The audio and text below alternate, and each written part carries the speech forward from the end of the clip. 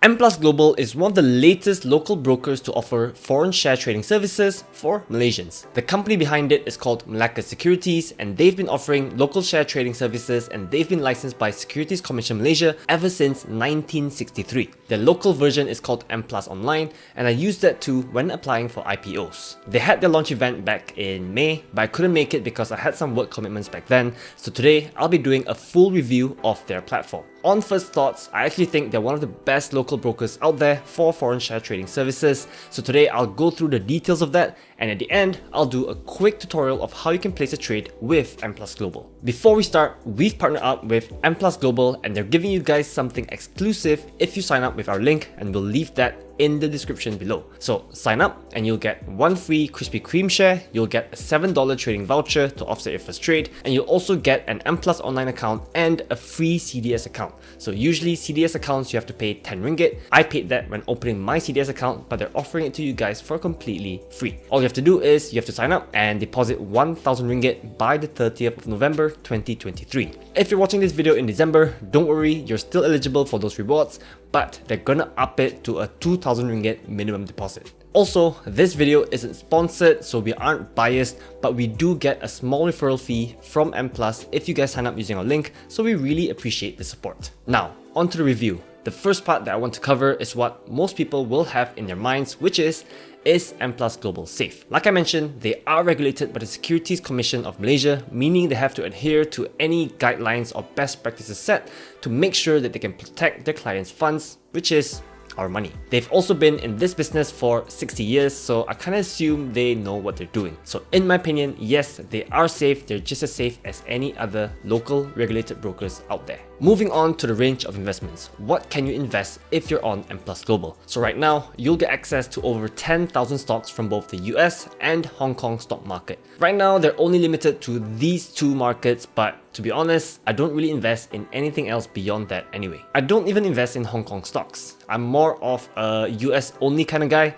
I do have exposure to countries outside of the US, of course, but those are mainly through ETFs, you know, like emerging markets ETF, and all of them are still listed on the US stock market. But if you're interested in investing in Hong Kong stocks like Tencent, Xiaomi, JNT Express, then by all means go for it. They're all available on the platform. I've also gotten some notifications on my phone from M Plus saying that you can apply for Hong Kong stock IPOs.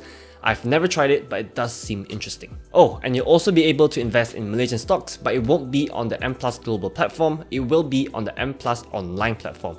So like I mentioned, if you sign up with the M Plus Global account using our link, you will by default get an M Plus Online account as well, and a free CDS account, so you can use that for all of your Bursa trading needs. Moving on to the user experience. These days, for my financial apps, user experience is actually one of the most important things for me. If it's bad, I don't really want to use it. To me, this is just bare minimum, right? I don't want to use an app that's laggy or it's so messily designed that I can't find where the basic features are. Unfortunately, many local brokers out there, the designs aren't great, which means for new investors, it can be really scary, and even for more advanced investors, it can be annoying. Thankfully, M Plus remembered that they're launching this app in 2023 and not 2003, so their app is actually extremely easy to use and the design is great. I'll show you guys more of the user interface when I show you guys how to place a trade later on in this video. Their sign-up process is also pretty good. Like most other brokers out there these days, you can do it completely online. So a funny story, when I was signing up for my M Plus Global account,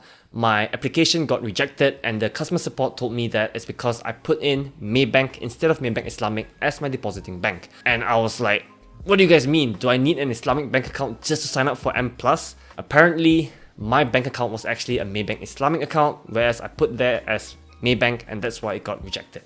So moral of the story, make sure you guys put in the right bank.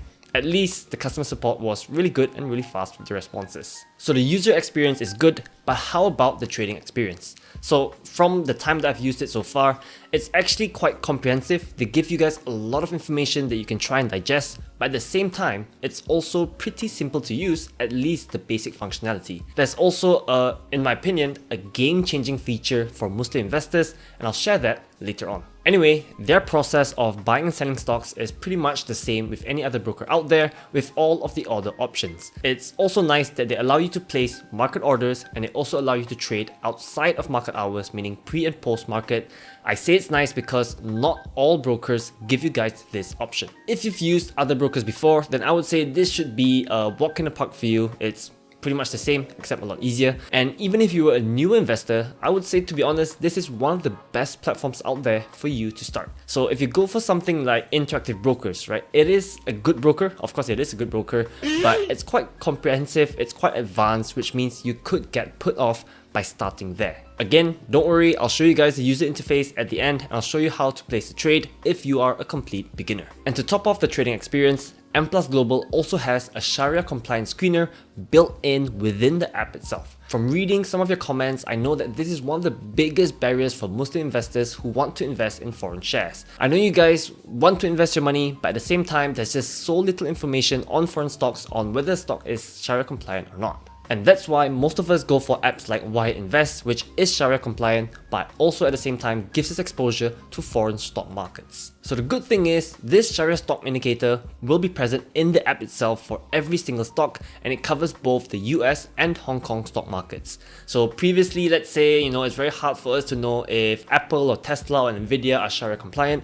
Right now, all you have to do is you just got to check within the app itself, which gives us so many more opportunities to invest in Shariah compliant stocks. As long as you see that crescent moon symbol at the top of the stock page within the stock page itself, you'll know that the stock is Shariah compliant. Moving on to some other useful features that I found within this app. So when you go into a specific stock page, you will get, the basic information like the charts, the latest news, and also, the company overview with their financials, stuff like that. But M+ also gives you some additional information which can be pretty cool, and one of them is that you can see who are the major shareholders of a particular stock, as well as their change in holdings over the last quarter. This can be useful for some of you guys who want to track major shareholders and their movements, because after all, these major shareholders can make the price of a stock move. Next, if you're more of an ETF investor like myself, my long-term portfolio is only ETFs right now, but you're a huge fan of a particular stock, you can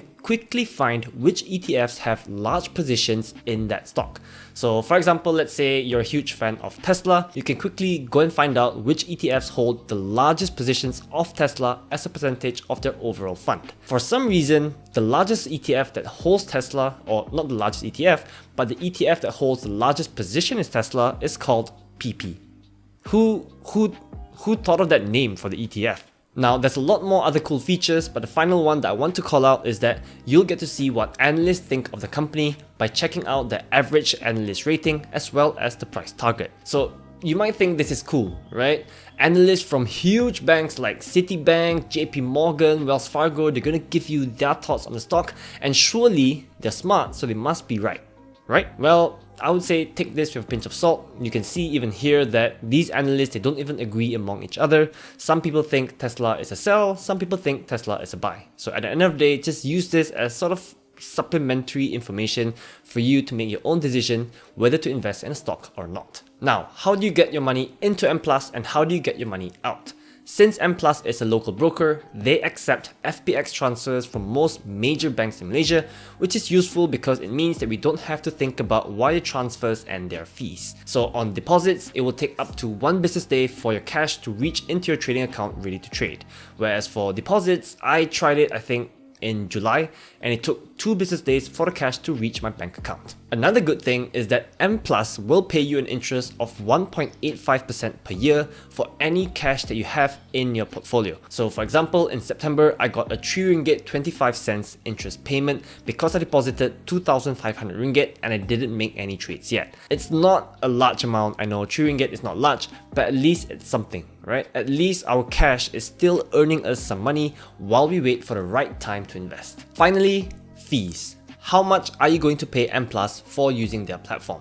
So for the average investor, I would say that the only fee that you're going to be paying is probably the commission per trade, and M+ charges this at 0.1% or a minimum of $3 per trade. This to me is pretty decent because some or most local brokers out there, they actually charge quite a bit more. But to be completely honest, and for the sake of transparency, there are cheaper options out there like Rakuten. So the thing is, Rakuten is cheaper, but M+, the platform is more comprehensive, it's a lot easier to use, and they also cover more US and Hong Kong stocks. So you just gotta choose based on what matters to you. But at $3 a trade at minimum, I would say try to aim for trade sizes of at least $200, because with a $200 trade, at least the fee is around 1.5%. That's high, but it's still acceptable. Of course, the larger your trade size, the cheaper the fee will be as a percentage of your overall trade. So I've talked about all the good stuff about M+. To be honest, I do really like the platform, but what are some of the things that I don't like? The first thing is M+ Global is a mobile-only platform for now. So I know that most of you guys, you guys probably trade on mobile phones, you guys are used to it, or maybe some of you probably have only ever traded on mobile phones. The thing is, in this sense, I would consider myself more of an old schooler because I do prefer a web-based platform. I mean, the screen is larger, right? The phone screen is so small. How do you guys even trade on that? But I guess if in the first place you don't place many trades, if you're more of a long-term investor, then this won't be a major issue for you. So the other thing that I don't really like about M+ Global is that they don't offer fractional shares. So this means that you will have to buy the full share every trade that you make, which can be challenging for new investors, especially those with a smaller portfolio. Of course, again, if you have a large portfolio, then this probably isn't an issue for you. But even for investors like myself, I like to invest in specific dollar values, so this will be an issue for me. The good news is I did post this review of M+ as an article a few weeks ago, and the M+ team reached out to me and they told me that they are working on these two features, so let's hope they come out soon. So for those of you who are complete beginners and don't know how to place a trade yet, let me go through the process with you guys. The first thing that you'll need, of course, is an M+ Global account. If you don't have one yet, use our link in the description to collect all of your freebies. Just make sure that you make the minimum deposit of 1,000 ringgit by November, or if you're watching this in December, then it'll be 2,000 ringgit. Once you have an account already, just open the app and you can search for any stock or ETF that you want to invest in. If you don't have an idea of what you want to invest in yet, the app also shows you the hottest stocks, the trendiest stocks, all those good stuff. But I would say at the end of the day, please do your own research and decide what you want to invest in. So once you've done that, you can click into the stock page, and there is where you'll see all of the information, all those shareholder stuff, ETF holdings, financial news, all the stuff that I was talking about. And once you're ready, you can hit buy. Once you hit buy, you'll get to the standard page of placing an order. For those of you who have placed trades before, you should be familiar with this, but if you guys don't understand what these mean, let me explain it to you. The first thing that you will have to do is you'll have to choose your order type. So there's two choices, a limit and a market order. Limit order means I will only buy this stock at this price that I'm going to put in here, and if the stock doesn't ever go to the price, then fine, I won't buy that stock. On the other hand, market orders means that I want to buy this stock right now and I don't care how much I pay. Usually I will go for market orders, but at times I will go for limit orders as well. Then you gotta choose your quantity. How many of the stock or ETF do you want to buy? For newer investors, I would highly discourage using margin, so you can just refer to that buy cash number to see how many of that stock or ETF you can buy at max with the current amount of cash you have in your portfolio. Finally, there's this option called fill outside RTH, which basically just means, do you want your order to only go through during normal market hours, or do you want it to go through during pre and post market as well? If you guys don't understand how this works, then I'll give you guys my general rule of thumb. If you're placing a limit order, then it's fine. Just allow fill outside RTH. But if you're placing a market order, then don't allow fill outside RTH. Once you've placed your trade and it's gone through, you can see your holdings in your portfolio under the trade tab, and you're done. If you one day want to sell those stocks, lock in those profits, you can just go through the entire process, except this time hit sell instead of buy. So thanks for watching this video to the end, guys. If you enjoyed it, give us a huge thumbs up, and if you want to sign up for M+, use our link. You'll get some freebies and you support the channel, so we really appreciate it. See you guys in the next one. Peace out.